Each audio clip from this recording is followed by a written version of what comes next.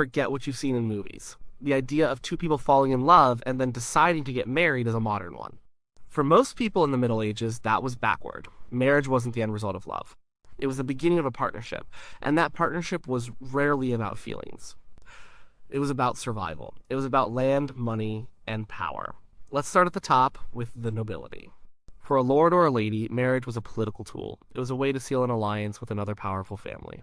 It was a way to acquire new territory. A duke with a son and a neighboring count with a daughter and a lot of good farmland had a pretty simple solution to their political goals. Their children would marry. It didn't matter if the son and daughter had never met. It didn't matter if one was old and the other was young. The union served a purpose greater than their personal happiness. The feelings could come later, or they might not. That wasn't the point. The children themselves had very little say in the matter. A daughter was an asset, a piece to be moved on a chessboard of family strategy. Her personal desires were irrelevant. Her duty was to her family, to her lineage. She was expected to produce an heir, preferably a male one, to carry on the name and secure the new alliance. A son had a little more freedom, but not much. He also had a duty to his family. He had to accept the bride chosen for him, because that bride came with castles, soldiers, or strategic advantage. To refuse would be to defy his father and weaken his entire house. Romance wasn't entirely absent from this world, but it was separated from marriage. The idea of courtly love, where a knight would pine for a noble lady and perform great deeds in her name, was a popular theme in songs and poems. But look closely at those stories. The lady is almost always already married to someone else. Courtly love was a game, a form of high-class entertainment. It was about longing and devotion from afar. It was a way to channel the passions that had no place in the practical, cold reality of a noble marriage. It was a fantasy, not a blueprint for a life together. Now let's move down the social ladder to the merchants and craftsmen in the growing towns. Here, things were a little different, but the core idea was the same. Marriage was a business decision. A master blacksmith with a successful shop might look for a wife from a family of wealthy wool merchants. The marriage would link their businesses. Her dowry, the money and goods she brought into the marriage, could be invested to expand his forge. Or he might arrange for his daughter to marry his most promising apprentice. This would keep the talented young man in the family business, ensuring the craft and the shop would stay in their hands for another generation. For these people, a good match wasn't about a pretty face or a charming personality. It was about a good reputation, a strong work ethic, and a healthy family that wasn't riddled with debt or disease. A young woman would be judged on her ability to manage a household, to keep accounts, and to help in the family business. A young man was judged on his skills, his ambition, and his prospects. Love was a luxury. A stable, prosperous household was a necessity. They were looking for a business partner as much as a life partner. The affection might grow over years of working side by side and raising children, but it wasn't the starting point. Finally, we have the vast majority of the population, the peasants, the farmers and laborers who worked the land. For them, courtship and marriage were stripped down to the barest essentials. It was about survival. A man couldn't run a small farm by himself. He needed a wife, not for romance, but for labor. He needed someone to cook the food, mend the clothes, tend the garden, milk the cow, and raise the children who would one day help in the fields. A wife was a necessary partner in a life of endless, back-breaking work, and a woman needed a husband. On her own, she had almost no way to support herself. She needed the protection in the land, however small, that a husband could provide. When a young peasant man looked for a wife, he wasn't looking for a poet or a beauty. He was looking for a strong back, wide hips for childbearing, and hands that weren't afraid of hard work. Could she carry water from the well? Could she help with the harvest?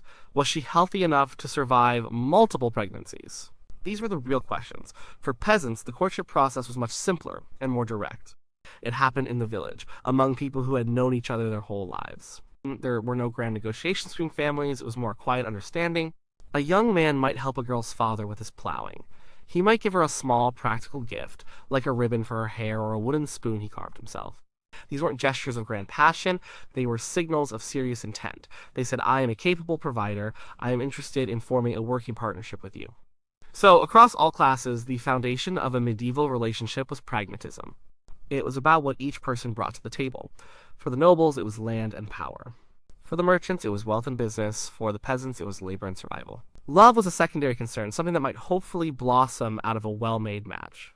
But the match itself was built on a foundation of solid, practical need. This is the most important thing to understand. Without this context, everything that follows makes no sense. The process of courtship wasn't about winning a heart. It was about finalizing a contract. So, if marriage was a practical arrangement, how did people even meet? There were no dating apps, no bars, no social clubs in the way we think of them. A person's world was often very small. For a peasant, it might not extend beyond a few miles from their village. For a noble, it was a close circle of other noble families. The process of finding a partner was structured, public, and almost always managed by others. For the upper classes, the most important players were the parents. A father, a mother, an uncle, or a guardian would be the one to initiate a search for a suitable spouse for their child. They acted as investigators. They would send out feelers, discreetly at first, to other families of similar rank. They were looking for a match that made sense on paper. What was the family's reputation? How much land did they have? Were they in favor with the king? Were there any scandals or hereditary illnesses in their past? Sure. It was a thorough vetting process. Once a potential family was identified, a more formal process would begin. Go-betweens might be used. This could be a trusted advisor, a clergyman, or a mutual friend of the two families. This person would carry messages back and forth, negotiating the terms of the potential match. It was a delicate dance. No one wanted to seem too eager.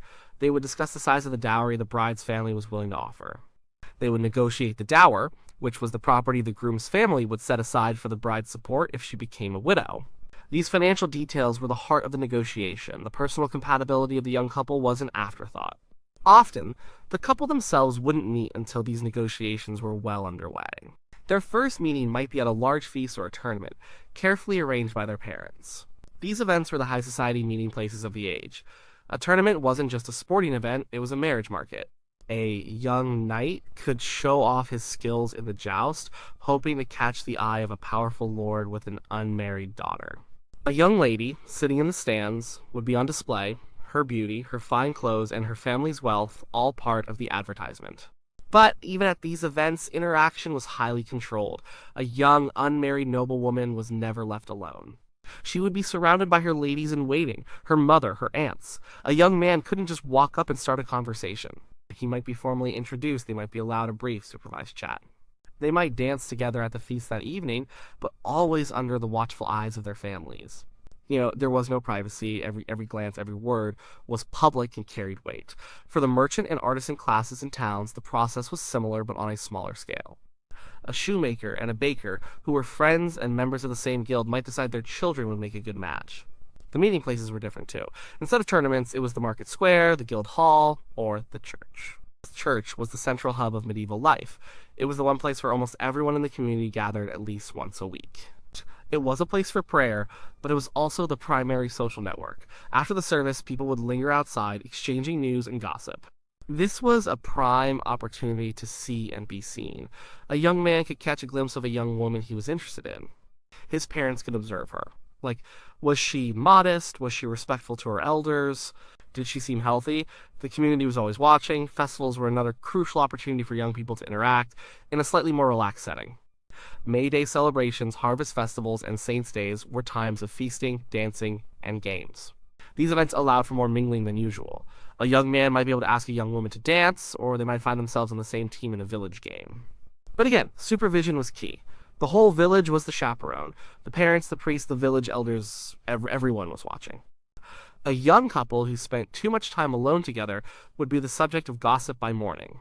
For peasants, the pool of potential partners was the village itself and perhaps a few surrounding hamlets. Everyone already knew everyone. The go-betweens were not formal negotiators, but the natural web of family and neighbors. A mother might mention to another mother at the well that her son was of age and a hard worker. The message would be understood. The meeting itself was woven into the fabric of daily work. A young man and woman might work alongside each other during the communal harvest. They might cross paths while taking the livestock to pasture. These were not romantic dates. They were moments of shared labor where they could size each other up. Was he strong? Did he shirk his duties? Was she quick with her hands? Did she have a good-natured temperament? These small observations, made over time, formed the basis of a decision. In every social class, the key was that courtship was a public affair.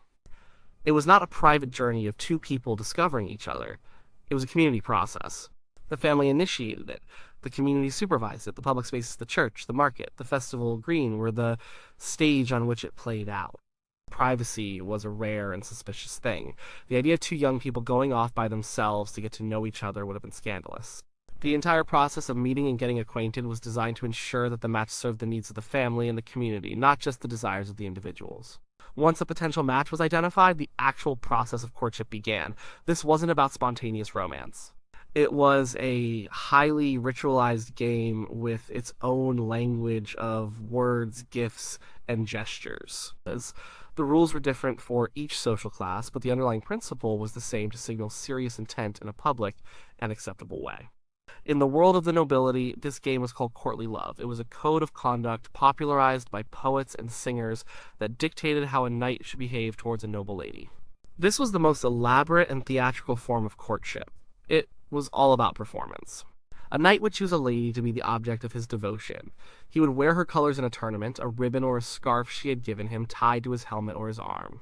He fought in her name. His victories were her victories. Words were a huge part of this. If he was literate, he might write her poetry, filled with grand statements about her beauty and his undying love. He would compare her to a rose or the sun or an angel. This language was over the top and not meant to be taken literally. It was a style, a convention. If he couldn't write, he might hire a troubadour to compose a song for her and perform it at a feast. The lady, in turn, was supposed to be distant and unattainable. She would receive these tributes with cool grace. Her role was to inspire the knight to greatness through her virtue. Gifts were also central to this noble game.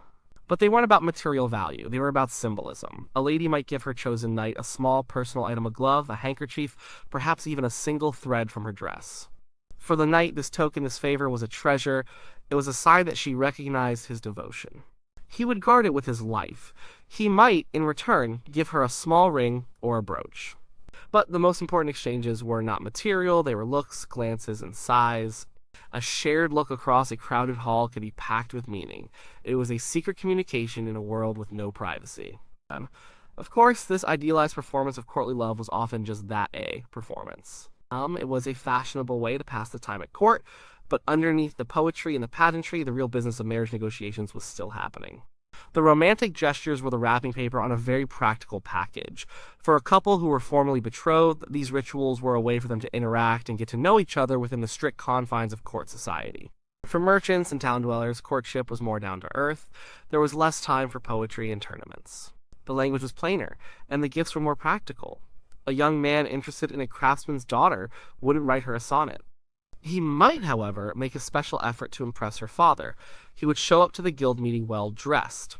He would speak respectfully, he would demonstrate his skill at his trade, his gifts to the young woman would reflect his abilities and his seriousness. A carpenter might give her a beautifully carved box. A baker might bring her family a special loaf of bread. Or a weaver might give her a length of fine cloth. These gifts said, "I am good at my trade. I am a skilled provider. I can support a family." The woman might respond with a gift of her own, something she had made. She might sew him a fine shirt or embroider his initials on a handkerchief. This showed her skill in household arts, demonstrating that she would be a capable wife. Their conversations would be supervised, perhaps taking place in the front room of her family's home with her mother sewing in the corner. They would talk about practical things, the running of the household, the state of the business, the news of the town. It was a job interview as much as a courtship. Each was assessing the other's fitness for the partnership of marriage. For the peasantry, the language of courtship was simpler still. It was a language of actions, not words. A young man might show his interest by helping a girl's family with their chores without being asked. He might help repair their fence or spend a day helping her father plow a difficult field. This was a clear signal. It demonstrated his strength, his work ethic, and his good character. A gift from a peasant suitor would be small and often handmade, a carved wooden comb, a handful of early berries he picked himself, a ribbon bought at the market fair. These were not expensive gifts, but they were significant. They showed he was thinking of her and was willing to spend his scarce resources on her. She might accept his gift, or she might not. Her acceptance was a sign of encouragement. She might, in return, offer him a drink of water when he was working, or save him a piece of a pie she had baked. These small, quiet exchanges were the heart of peasant courtship. They took place in the fields, at the village well, and during communal celebrations. There were no grand declarations. There was just a slow, growing understanding between the two individuals, and, just as importantly, between their families. The whole village would notice these small interactions. They would see the extra help in the field. They would see the ribbon in the girl's hair, and they would know what it meant. The courtship was a public announcement made through a series of small practical gestures that everyone in their small world understood perfectly. Across all classes, the language of courtship was about demonstrating value. For a knight, it was value as a warrior and a courtier. For a merchant, it was value as a businessman. For a peasant, it was value as a laborer. The words, gifts, and gestures were all part of a public resume designed to prove one's worthiness as a partner in the serious business of building a life. The entire process of courtship took place within a rigid framework of rules. These rules were not just about manners, they were about morality, law, and social order. Two powerful forces dictated the game: the Christian church and the local community. Together, they created a system of intense supervision that left very little room for private feelings or impulsive actions. The stakes were too high. A bad match could ruin a family. A scandal could destroy a reputation forever. The church was the ultimate authority on marriage. It taught that marriage was a sacrament, a holy institution created by God. Therefore, the church got to set the rules. One of the most important sets of rules concerned who you could not marry. There was a long list of prohibited degrees of kinship. You couldn't marry your first cousin. In some periods, the prohibition extended to third or even fourth cousins. You also couldn't marry the relatives of your godparents. This was called spiritual kinship and was taken just as seriously. These rules made finding a suitable partner, especially for nobles who were all related to each other, a complex legal puzzle. A special permission or dispensation from a bishop or even the pope was often required. The church also defined the moment a couple became truly bound to one another. This was the betrothal, or spousals. A betrothal was not just a casual engagement, it was a legally binding contract. There were two types. The first was a promise to marry in the future. This was serious, but it could be broken. The second, however, was a vow made in the present tense. I take you as my wife, and I take you as my husband. If a couple said these words to each other, even in private with no witnesses, the church considered them legally married. This created a lot of problems. A young nobleman might say the words to a girl he was trying to seduce with no intention of following through. Or a couple might make a secret vow against their parents' wishes. These clandestine marriages were a constant headache for families and church authorities. To prevent this chaos, the church eventually required that marriages be made public. This led to the practice of calling the banns. For 3 Sundays in a row before a wedding, the local priest would announce the names of the couple who intended to marry. This gave the community a chance to raise any objections. Was the man already married to someone else? Were the couple too closely related? Was one of them being forced into the marriage against their will? The public announcement was a safeguard. This brings us to the second great power of the community. In a world with no police force as we know it, social pressure was the primary way of enforcing rules. Everyone's business was everyone else's business. Gossip was not just idle chatter, it was a powerful tool for social control. A young man and woman were never truly alone because the eyes of the village or the court were always on them. Chaperones were a constant presence. An unmarried noblewoman was accompanied everywhere by her ladies-in-waiting or an older female relative. A merchant's daughter would be supervised by her mother or a servant. Even a peasant girl would likely work in the fields with her mother or sisters nearby. To meet in secret was the most scandalous thing a couple could do. It immediately implied that something improper was happening. A secret meeting could ruin a woman's reputation completely. A woman's chastity was considered her most valuable asset. For a noble family, a daughter's virginity was essential to guarantee that any heir she produced was legitimately her husband's. A pregnancy outside of marriage was a catastrophe that could disgrace an entire family. For a merchant, a daughter with a tarnished reputation would be difficult to marry off to a respectable family. Even for a peasant, a woman's good name was crucial. The community valued order and predictability. A loose woman was a disruptive force. Men were held to a different standard, of course.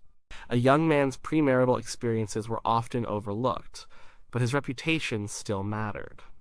He was expected to be honorable. A man who made a promise of marriage and then broke it, or who seduced a woman and then abandoned her, would be judged harshly by the community. He could find it difficult to make a good match in the future. His word was his bond, and in a society built on personal promises, a man who couldn't be trusted was a liability. So, while a couple might try to find a moment to themselves, a stolen word in a church alcove, a quick touch of hands while dancing, they were playing a dangerous game.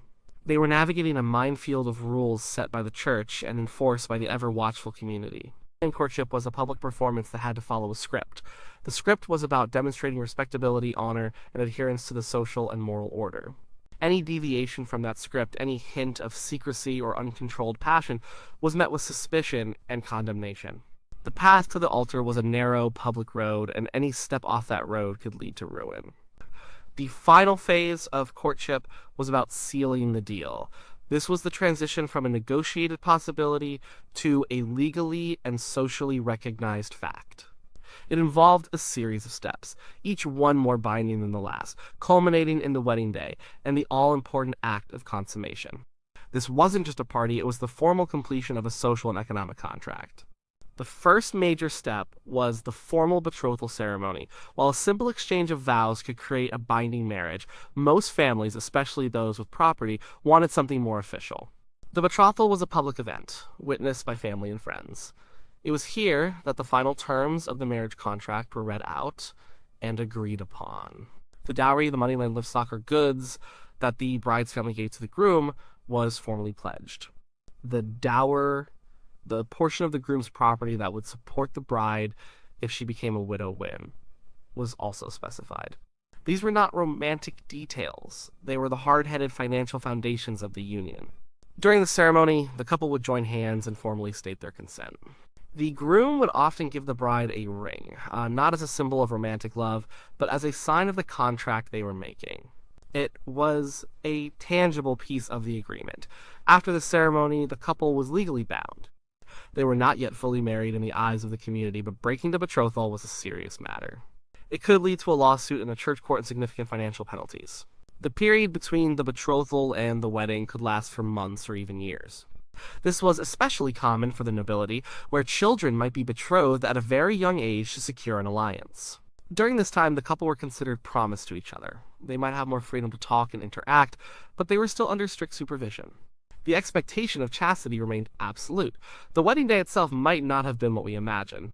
The big church wedding with the bride in a white dress is a later tradition. For much of the Middle Ages, the key part of the ceremony took place at the church door, not inside at the altar.